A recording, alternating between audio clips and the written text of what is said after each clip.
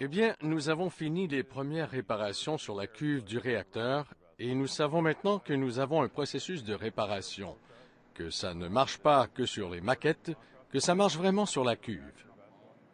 Pour la phase de démarrage qui viendra ensuite, je n'ai pas de doute que nous comprenons cette partie du processus, parce que nous l'avons déjà fait. Le NRU est dans une phase d'arrêt profond. Nous avons purgé beaucoup de systèmes. Nous avons retiré le combustible du réacteur.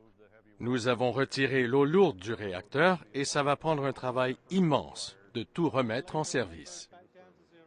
Un réacteur nucléaire, c'est très complexe.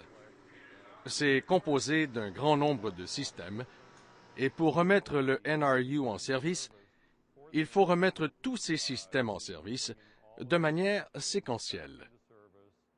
Nous avons retiré le combustible et l'eau lourde du réacteur. Nous avons également retiré un bon nombre d'autres éléments du réacteur. Nous avons les barres de commande. Il y a des barres spéciales qui sont utilisées pour produire les isotopes médicaux et elles doivent toutes être remplacées dans le réacteur après que nous l'aurons de nouveau rempli d'eau. Et elles devront être remises selon une séquence particulière.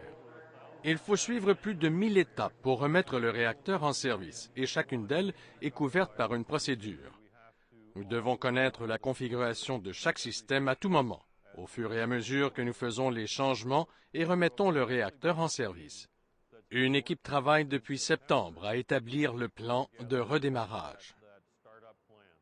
Le programme de remise en service va prendre plus de 40 jours, et nous allons travailler sans relâche, 24 heures sur 24, pour y arriver.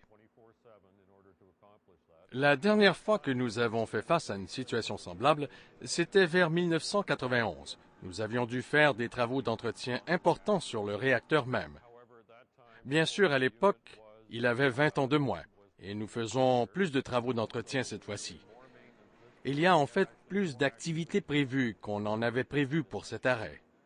L'autre chose, c'est que les procédures que nous établissons sont vraiment toutes nouvelles. Il est certain que nous apprenons de ce qui s'était passé en 1991. Cependant, les normes sont plus élevées maintenant qu'elles ne l'étaient alors, et nous produisons plus de documentation à l'appui de cette remise en service. Les procédures sont beaucoup plus détaillées afin que nous ayons le contrôle complet de la configuration du réacteur pendant chaque étape de la remise en service. Il est certain que nous devons travailler avec notre organisme de réglementation. Nous devons lui donner tous les renseignements possibles pour prouver que nous avons suivi chaque étape, que nous n'avons rien laissé passer, que le réacteur est resté sans danger et que nous le remettons en service de manière appropriée et que nous documentons tout ce que nous faisons. Le reste n'est que de l'entretien.